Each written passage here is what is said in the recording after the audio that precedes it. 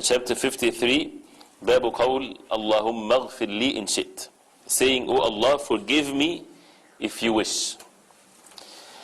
في الصحيح عن أبي هريرة رضي الله عنه أن رسول الله صلى الله عليه وسلم قال لا يقل أحدكم اللهم اغفر لي إن شئت, اللهم اغفر لي إن شئت, اللهم ارحمني إن شئت, ليعزم المسألة فإن الله لا مكره له.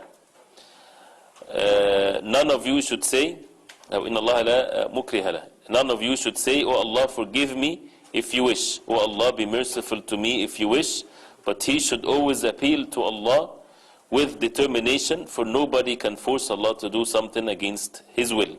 Muslim reports, وَلْيَعْزِمِ الرَّغْبَةَ فَإِنَّ اللَّهَ لَا يَتَعَظَمُهُ شَيْءٌ أَعْطَى. One should appeal to Allah with firm determination, for nothing is too much for or beyond Allah. And this is what's in the chapter. So the title is to say Allahumma ghfir li in shi't, to say, oh Allah, forgive me if you will. This is something that is not permissible, and it negates the perfection of the tawheed, because part of the tawheed is to exalt Allah subhanahu wa ta'ala. The person says, oh Allah, forgive me if you will. Is it difficult on Allah subhanahu wa ta'ala? So in dua a person has to be determined, and has to have this zeal that he wants the forgiveness from Allah subhanahu wa ta'ala. He repeats it even over and over again. He's not asking from a weak creation of Allah subhanahu wa ta'ala that they do not benefit themselves. When you ask Allah subhanahu wa ta'ala is the most rich. You ask without limits and asking from the bounties of Allah subhanahu wa ta'ala. So even the feel that this might bring into the heart, as a result of that, the Prophet ﷺ forbidding the believers from even saying that. Even if a person says that because of his own sins, that he sees that himself as a sinner and so on, that he does not deserve to be forgiven, all of this is wrong. Why? Because Allah subhanahu wa ta'ala ordered us to ask Him for forgiveness, and He subhanahu wa ta'ala is the most merciful, and He forbade us from giving up on the mercy of Allah subhanahu wa ta'ala. So as a result of that, the believers should, yes, acknowledge their sins and humble themselves and state the fact that they transgressed and they committed the sins, as Sayyidul Istighfar is. But at the same time, a person would subject himself to the mercy of Allah and to be determined and to ask Allah subhanahu wa ta'ala and to repeat the request. To say, Allahumma ghfir li, Allahumma arhamni, Allah forgive me, Allah have mercy on me, and so on.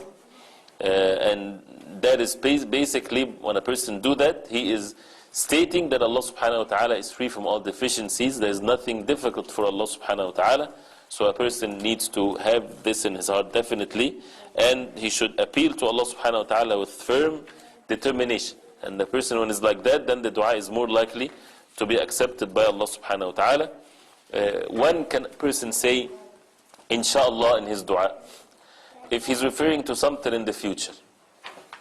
Like what? You can, for example, go to visit a sick and you say, may Allah subhanahu wa ta'ala cure you, inshallah Allah subhanahu wa ta'ala will cure you. Something like this.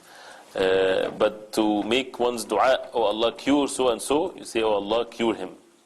You don't say, oh Allah, cure him if you will. Right? Oh Allah, cure him. Oh Allah, bestow your ni'mah on him, and so on.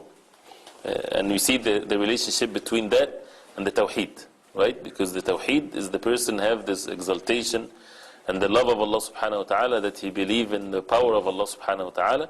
So as a result of that, when the heart is full of that, he would turn to Allah subhanahu wa ta'ala and not belittling the power of Allah subhanahu wa ta'ala, because that negates the perfection of the tawheed.